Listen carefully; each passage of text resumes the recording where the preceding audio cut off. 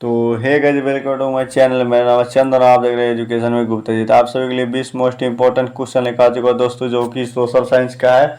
इसको आपको सही से नोट कर लेना है।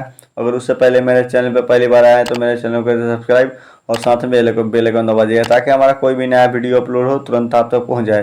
ये सारे बोर्ड एग्जाम में पूछने वाला प्रश्न है दोस्तों। तो चलिए बिना समय गए क्वेश्चन की ओर चलते हैं। तो आपको पहला नंबर में दिया, इटली एवं जर्मनी के एकीकरण के विरुद्ध निम्न में से कौन था दोस्तों। इटली एवं जर्मनी के एकीकरण के विरुद्ध निम्न में कौन था। ए नंबर में इंग्लैंड, बी रूस और सी ऑस्ट्रेलिया और डी पर्सा। तो आपका इसका राइट आंसर हो जाएगा दोस्तों सी होगा, ऑस्ट्रेलिया था दोस्तों। इसको आपको सही से नोट कर लेना है। चलिए अगले क्वेश्चन को चलते हैं। तो आपको दूसरे नंबर में दिया है, काउंट काबूर को विक्टर इमानुएल ने किस पद पर नियुक्त किया था दोस्तों। ए नंबर में सेनापति, बी फ्रांस में राजदूत और सी प्रधानमंत्री और डी गृह मंत्री। तो आपका इसका राइट आंसर हो जाएगा दोस्तों प्रधानमंत्री होगा दोस्तों। विक्टर इमानुएल ने, मतलब काउंट काबूर ने विक्टर इमानुएल को कि प्रधानमंत्री पर नियुक्त किया गया था दोस्तों। विक्टर इमानुएल ने प्रधानमंत्री काउंट काबूर को नियुक्त किया था दोस्तों। इसको आपको सही से नोट कर लेना है। चलिए अगले क्वेश्चन को चलते हैं। तो आपको तीसरे नंबर में दिया है, रूस में जार का अर्थ क्या है। रूस में जार का अर्थ क्या है। ए नंबर में पीने का बर्तन और बी में पानी रखने का मिट्टी और सी में रूस का सामान और डी रूस का सम्राट। तो आपका इसका राइट आंसर हो जाएगा दोस्तों तीन का, रूस का सम्राट हो जाएगा दोस्तों। रूस में जार का अर्थ रूस का सम्राट होता है, मतलब जार का सम्राट होता है। इसको आपको सही से नोट कर लेना है। चलिए अगले क्वेश्चन को चलते हैं। 4 नंबर में आपको जरा, कार्ल मार्क्स का जन्म कहाँ हुआ था दोस्तों। कार्ल मार्क्स जो था उसका जन्म कहाँ हुआ था। ए नंबर में इंग्लैंड, बी जर्मनी और सी इटली और डी रूस। तो आपका इसका राइट आंसर हो जाएगा दोस्तों बी होगा, जर्मनी में हुआ था दोस्तों कार्ल मार्क्स का जन्म। इसको आपको सही से नोट कर लेना है। चलिए अगले क्वेश्चन को चलते हैं। तो आपको 5 नंबर में दिया है, वल्लभ भाई पटेल को सरदार उपाधि की किस किसान आंदोलन के दौरान की गई थी दोस्तों। सरदार वल्लभ भाई पटेल को सरदार की उपाधि किस किसान आंदोलन के दौरान की गई थी। ए नंबर में बारडोली, बी अहमदाबाद और सी खेरा और डी चंपारण। तो आपका इसका राइट आंसर हो जाएगा, तो 5 का हो जाएगा दोस्तों बारडोली में हुआ था दोस्तों किसान आंदोलन, बारडोली में हुआ था। इसको आपको सही से नोट कर लेना है। चलिए अगले क्वेश्चन को चलते हैं।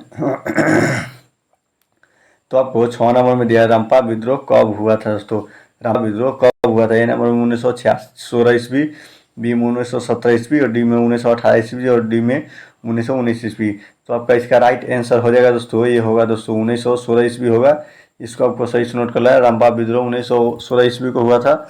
चलिए अगले क्वेश्चन को चलते हैं। तो आपको 7 नंबर में दिया है, लंदन में अनिवार्य प्राथमिक शिक्षा कब लागू हुई थी दोस्तों। लंदन में अनिवार्य प्राथमिक शिक्षा कब लागू हुई। ए में 1820 ईस्वी और बी में 1855 ईस्वी और सी में 1860 ईस्वी और डी में 1870 ईस्वी। तो आपका इसका राइट आंसर हो जाएगा दोस्तों डी हो जाएगा, 1870 ईस्वी में लंदन में अनिवार्य प्राथमिक शिक्षा लागू की गई थी दोस्तों। इसको आपको सही से नोट कर लेना है। चलिए अगले क्वेश्चन को चलते हैं। 8 नंबर में आपको दिया है, ब्रिटेन वुड्स सम्मेलन किस वर्ष हुआ था दोस्तों। ए नंबर 1945 ईस्वी, बी 1947 ईस्वी और डी 1944 ईस्वी और डी 1952 ईस्वी। तो आपका इसका राइट आंसर हो जाएगा दोस्तों सी होगा, 1944 ईस्वी को हुआ था दोस्तों सम्मेलन। इसको आपको सही से नोट कर लेना है। चलिए अगले क्वेश्चन को चलते हैं। 9 नंबर आपको दिया, रूसो कहाँ का दार्शनिक था। रूसो कहाँ का दार्शनिक था। ए नंबर फ्रांस, बी रूस और सी अमेरिका और डी इंग्लैंड। तो आपका इसका राइट आंसर हो जाएगा दोस्तों फ्रांस का हुआ था, फ्रांस का था दोस्तों। रूसो फ्रांस का दार्शनिक था। इसको आपको सही से नोट कर लेना है। चलिए अगले क्वेश्चन को चलते हैं।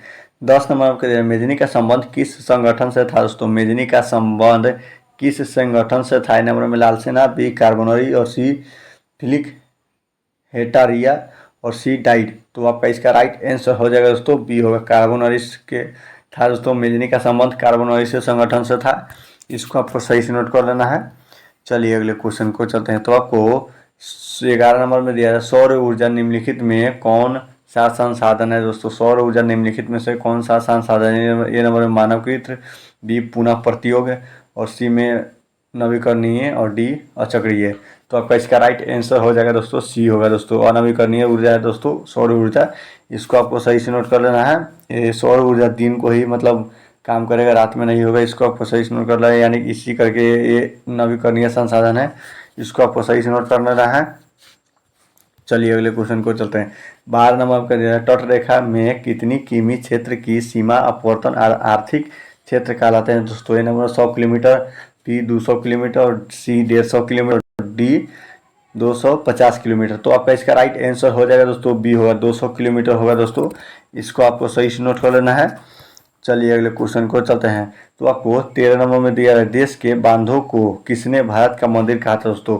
देश के बांधों को किसने भारत का मंदिर कहा था। ए नंबर में महात्मा गांधी, बी स्वामी विवेकानंद और सी डॉक्टर राजेंद्र प्रसाद और डी पंडित जवाहरलाल नेहरू। तो आपका इसका राइट आंसर हो जाएगा दोस्तों पंडित जवाहरलाल नेहरू ने कहा था दोस्तों भारत में किसान का मंदिर, मतलब देश के बांधों को किसान का मंदिर, भारत का किसान का मंदिर कहा था दोस्तों, पंडित जवाहरलाल नेहरू ने कहा था। इसको आपको सही से नोट कर लेना है। चलिए अगले क्वेश्चन को चलते हैं। कुल जल का कितना प्रतिशत भाग महासागरों में मिलता है दोस्तों। कुल जल का कितना प्रतिशत भाग महासागरों में मिलता है। ए नंबर में 96%, बी 95% और सी 96.6% और डी में 96.5%। तो आपका इसका राइट आंसर हो जाएगा दोस्तों सी होगा, 96.6% भाग महासागर में मिलता है दोस्तों। इसको आपको सही से नोट कर लेना है। चलिए अगले क्वेश्चन को चलते हैं। तो आपको 15 नंबर में दिया है, भारत का सबसे बड़ा जूट उत्पादक राज्य कौन सा है। भारत में सबसे बड़ा जूट उत्पादक राज्य कौन सा है। नंबर बंगाल और बी कर्नाटक और सी असम और डी ओडिशा। तो आपका इसका राइट आंसर हो जाएगा दोस्तों ये होगा दोस्तों बंगाल होगा। बंगाल में सबसे ज़्यादा जूट उत्पादक की खेती की जाती है दोस्तों। इसको आपको सही से नोट कर लेना है। चलिए अगले क्वेश्चन को चलते हैं। तो आपको 16 नंबर में दिया है, निम्नलिखित में कौन खरीफ फसल है दोस्तों। ए नंबर में गेहूं, बी सरसों और सी चावल और डी मटर। तो आपका इसका राइट आंसर हो जाएगा दोस्तों सी होगा, चावल होगा। चावल जो है वो खरीफ फसल है, इसको आपको सही से नोट कर लेना है। चलिए अगले क्वेश्चन को चलते हैं।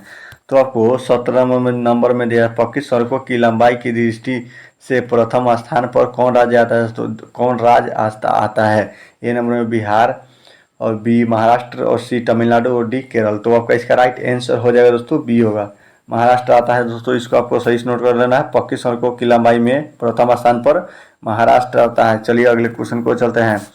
तो आपको 18 नंबर में दिया, निम्नलिखित में कौन सड़कों का एक वर्ग नहीं है दोस्तों। निम्नलिखित में कौन सड़कों का एक वर्ग नहीं है। ए नंबर में पूरा पश्चिमी गलियारा और सी में एक्सप्रेसवे और डी में सर्वनीय चतुर्भुज राजमार्ग और डी में सीमांत सड़कें। तो आपका इसका राइट आंसर हो जाएगा दोस्तों ये हो जाएगा दोस्तों पूरब पश्चिमी गलियारा हो जाएगा दोस्तों। इसको आपको सही से नोट कर लेना है। चलिए अगले क्वेश्चन को चलते हैं। तो आपको 19 नंबर में दिया जाए, पूर्व मध्य रेलवे का मुख्यालय क्या है। पूर्व मध्य रेलवे का मुख्यालय क्या है। नंबर पटना, बी हाजीपुर और सी मुजफ्फरपुर में और डी समस्तीपुर में। तो आपका इसका राइट आंसर हो जाएगा दोस्तों 19 का बी होगा दोस्तों। पूर्व मध्य रेलवे का मुख्यालय हाजीपुर में है दोस्तों। इसको आपको सही से नोट कर लेना है। चलिए अगले क्वेश्चन को चलते हैं। तो आपको 20 नंबर में दिया है, बिहार की सीमा में रेल मार्ग की कुल कितनी लंबाई है दोस्तों।